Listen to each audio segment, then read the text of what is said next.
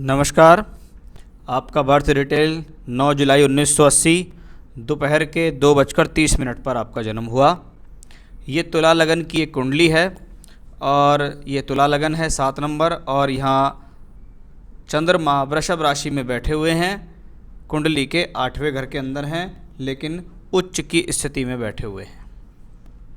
अब आती है बारी लगन से। शुरुआत करते हैं कि लगन के ऊपर किसी भी ग्रह का प्रभाव नहीं है, सिर्फ शनि लगन को देख रहा है।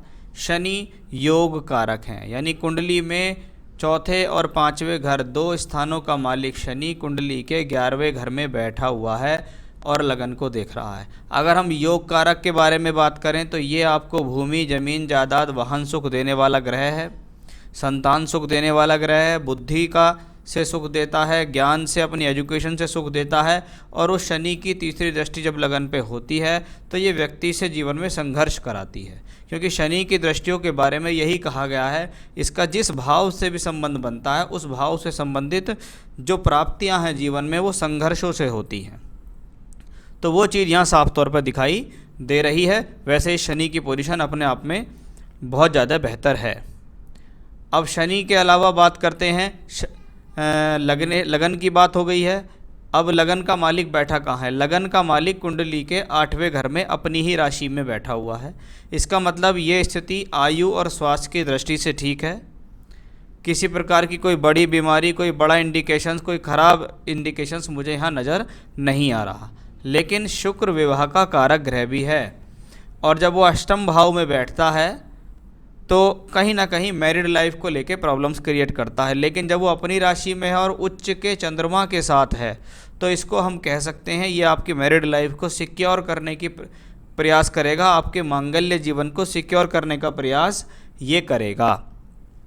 अब बात करते हैं हम यहाँ मंगल की। मंगल कुंडली के 12वें घर में शत्रु राशि में है। जब ग्रह मंगल 12वें घर में हो तो इसको मंगल दोष कहा जाता है। मंगल दोष के कारण वैवाहिक जीवन से संबंधित तकलीफ या परेशानी की स्थितियां भी देखी जाती हैं, क्योंकि मंगल आपकी कुंडली के लिए सप्तम का मालिक है। तो सप्तम का मालिक अपने से छठे में गया, शत्रु राशि में गया, मंगल दोष बनाया। इसको कह सकते हैं मैरिड लाइफ में तकलीफ देने वाला प्लैनेट। बृहस्पति बहुत अच्छे स्थान पे हैं, 11वें घर में बृहस्पति बैठे हुए हैं और 7 में शनि का सपोर्ट मिलता है। यानी ऐसा व्यक्ति, क्योंकि बृहस्पति 3 और 6 के मालिक भी हैं, ऐसा व्यक्ति जीवन में अच्छा सलाहकार हो सकता है, लोगों को अच्छी सलाह दे सकता है। सलाह दे के लोग बाग इनकी सलाह पाकर जीवन में तरक्की भी कर सकते हैं। साथ ही साथ व्यक्ति अपने जीवन में बृहस्पति की वजह से टूर ट्रैवलिंग्स भी करता रहता है। कभी कभी जीवन में स्थान परिवर्तनों का सामना भी उसको करना पड़ जाता है। अब बृहस्पति जैसा ग्रह आपके पंचम भाव को शनि के साथ देखता है तो संतान भी देता है, सप्तम भाव को देख रहा है, आपकी मैरिड लाइफ को भी सिक्योर कर रहा है। यानी यहाँ बृहस्पति अकेला वो प्लेनेट है जो आपकी मैरिड लाइफ को बचा रहा है। साथ ही साथ नवांश कुंडली जो मैरिड लाइफ के लिए देखी जाती है, आप देखेंगे बृहस्पति यहाँ पंचम भाव में बैठे हैं, भाग्य स्थान का मालिक होकर बैठे हैं। और बृहस्पति यहाँ अपनी 9वीं दृष्टि से लगन को और मंगल को सप्तम दृष्टि से देखकर फिर से सिक्योर, फिर से मजबूती प्रदान कर रहे हैं। यानी बृहस्पति एकमात्र बेस्ट बेनिफिक प्लैनेट हो गया आपके लिए, जो आपको हमेशा सेव करके रखेगा। तो वो स्थिति यहाँ दिखाई दी। बात करते हैं सूर्य बुध की। सूर्य और बुध अपने आप में एक अच्छा धन योग बनाकर नवम भाव में बैठे हैं। जब नवम भाव में योग बनता है तो व्यक्ति को ये भाग्य के दृष्टिकोण से या भाग्य के जोर से व्यक्ति को तरक्की देता है। सूर्य लाभ का मालिक है, यानी व्यक्ति अपने आप में इतना कैपेबल है, अगर वो चाहे अपने जीवन में स्वयं के बल पर काम कर सकता है, सोर्स ऑफ इनकम पैदा कर सकता है। वो स्थितियाँ बनती हैं। भाग्य स्थान का भाग्य स्थान में होना व्यक्ति के लिए, अगर एक जीवन में अचीवमेंट की बात करें कि आप थोड़ा सा प्रयास तो करो, थोड़े से प्रयास से सफलता मिलने वाला योग ये सूर्य और बुध का यहाँ बनता है। क्योंकि बुध वक्री भी है, इसलिए आपकी कैचिंग पावर अच्छी है, इसकी आपकी बोलचाल अच्छी है, आपके बात करने का तरीका अच्छा है और आपके अंदर इतनी बुद्धि है कि आप अपने बल पर कुछ अच्छा कर सकते हैं। राहु और केतु कुंडली के जब जब चौथे और 10वें घर में देखे जाते हैं तो केतु का चौथे घर में जाना परिवार के अंदर कुछ अशांति की स्थिति दिखाता है। वहीं राहु का दशम में होना कार्य क्षेत्र में परेशानी देता है, लेकिन कार्यक्षेत्र कराता अवश्य है। तो ओवरऑल कुंडली का खाका अपने आप में अच्छा है। कुंडली ने ये चीज़ दर्शा दी कि अगर व्यक्ति अपने जीवन में चाहे तो स्वयं के बल पर कुछ कर सकता है। बृहस्पति की महादशा आपको चल रही है। तुला लगन के लिए बृहस्पति जो होते हैं वो थोड़े कष्ट देने वाले होते हैं, लेकिन बृहस्पति ही बेस्ट बेनिफिक है। यहाँ भी एकादश में बैठा है, यहाँ देखिएगा त्रिकोण स्थान में लगन लग्नेश से संबंध बना रहा है। साथ ही साथ आप अपनी दशमांश कुंडली में देखिएगा तो बृहस्पति यहाँ भाग्य स्थान में बैठा हुआ है। तो कुल मिला के बृहस्पति अपने आप में बहुत अच्छा है। ये बृहस्पति किस पॉइंट ऑफ व्यू से ख़राब है? सिर्फ वैवाहिक पॉइंट ऑफ व्यू से ख़राब है। बाकी इस यही बृहस्पति वो है जो प्रॉब्लम भी दे रहा है तो सेव भी कर रहा है आपको। मंगल दोष के कारण भी आपको प्रॉब्लम है, शुक्र के अष्टम में जाने के कारण भी आपको प्रॉब्लम है। आपने कहा है I am married for last 14 years but it has been a trouble marriage for the beginning. My husband is putting false allegations on me. Already 2 divorce case he filed and withdraw as he could not proof himself. Now I am fed up. If I file for a divorce, will I get it easily? Will I get alimony? I want my share according to the law. Will I get it or he will cheat me?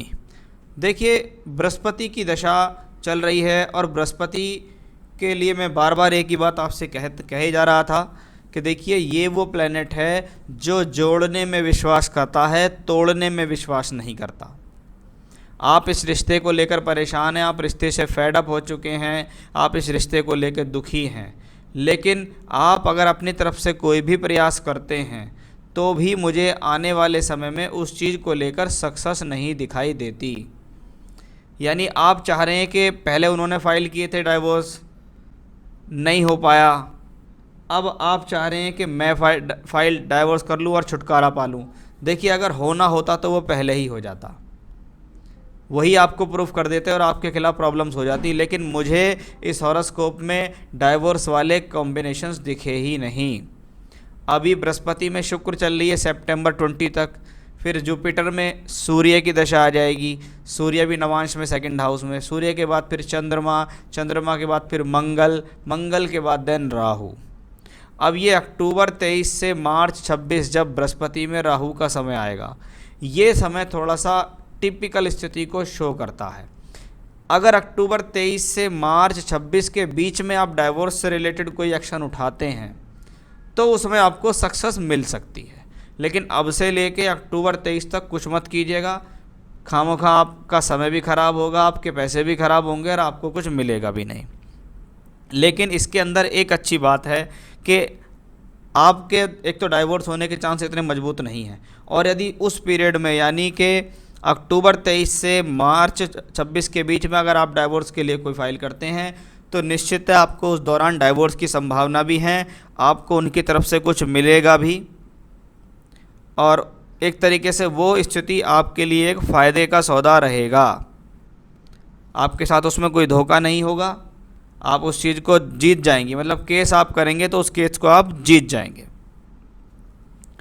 चलिए, my father in law is poisoning my husband's mind, will his effect on my husband ever गो।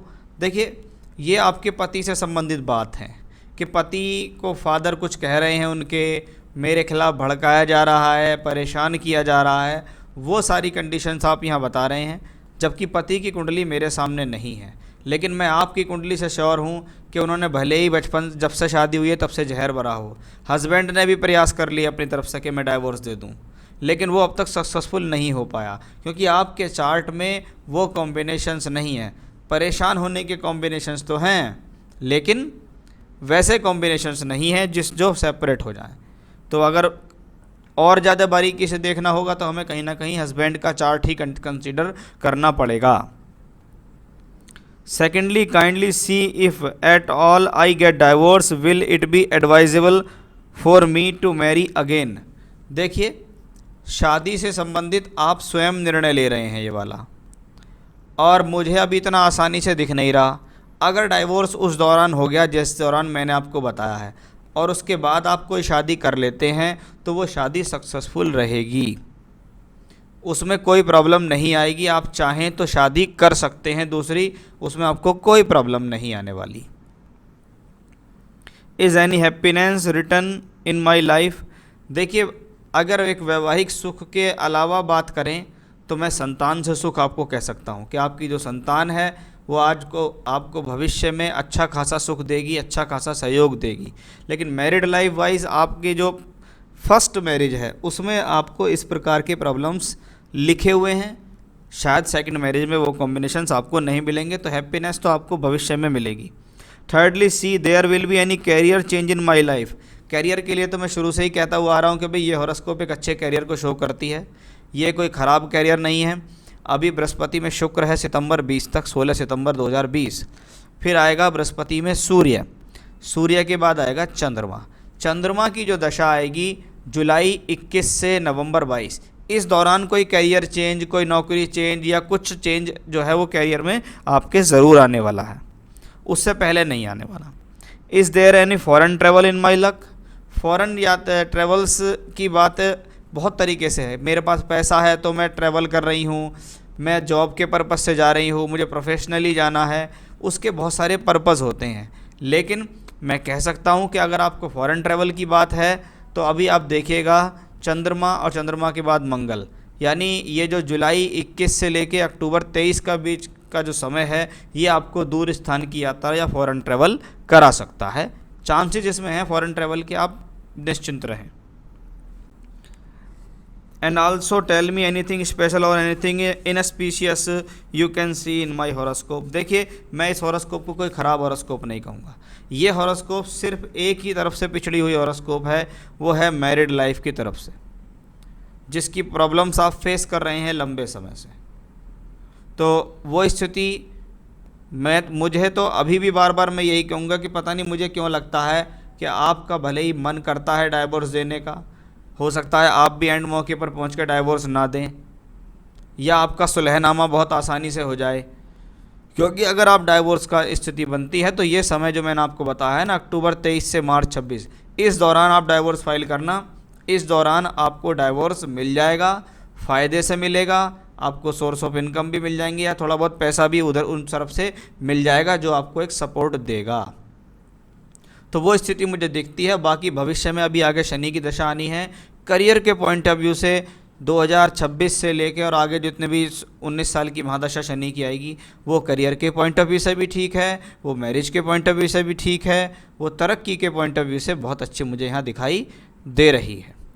आपके लिए अगर कोई उपाय की बात करें तो देखिए, आप कम से कम हनुमान जी की पूजा एक बार ज़रूर करें, जैसे हनुमान चालीसा या बजरंग बाण का पाठ करें और देवी कवच का पाठ करें। बस बाकी स्टोन तो हमने आपको बृहस्पति का बताया हुआ है, वो ही सबसे बढ़िया है, क्योंकि बृहस्पति बेस्ट सेविंग प्लैनेट इस कुंडली के लिए है। तो ये था आपका हॉरोस्कोप। ईश्वर कृपा से कुंडली में ग्रहों की स्थितियाँ आपको बहुत सही मिली हुई हैं, लेकिन सिर्फ मैरिड लाइफ के पर्पज़ से अच्छी नहीं मिली हुई। तो आप अपना जो भी निर्णय लें वो बहुत सोच समझ के लें, क्योंकि अगर आप इस मैरिज को भी चलाना चाहेंगी तो ऐसा नहीं है कि ये मैरिज भी आपकी चल जाएगी। अब नहीं चलेगी तो कुछ समय बाद चलेगी, और यदि आप डाइवोर्स ले लेते हैं तो ये भी आपके लिए कोई घाटे का सौदा नहीं है। आप अगली मैरिड लाइफ में अच्छे रहेंगे, खुश रहेंगे, ये यहाँ दिखाई दे रहा है। तो ये था आपका हॉरोस्कोप और आपके सवालों के जवाब। नमस्कार।